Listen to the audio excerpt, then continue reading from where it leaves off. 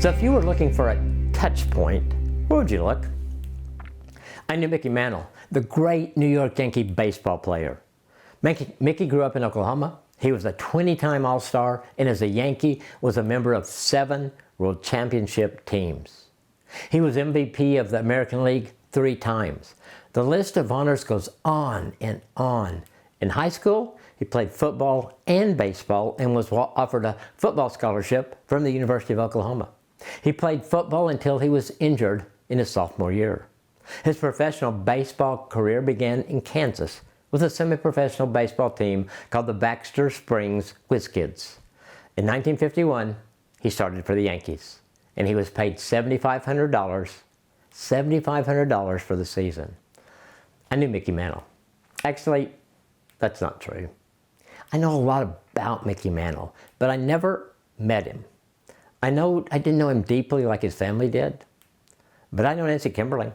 I know everything about her without ever doing a Google search because, and besides, I know so much more than Google knows about her. We met when she was 18, and I've spent as much time as we could together since then.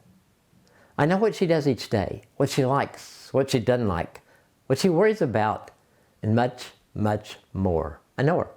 Knowing Nancy on a deep, intimate level is a big part of what makes our marriage work. Her knowledge of me is equally intimate. Knowing each other at this level is part of what the Bible is talking about when it says the two become one. We know each other.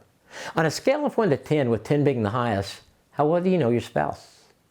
Okay, you've got your number. How do you feel about it? Is it where you want it to be? Is it lower or higher?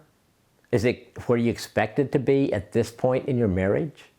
When Nancy and I married, I knew her. We spent 2 years getting to know each other. And what I knew of her was why I wanted to marry her.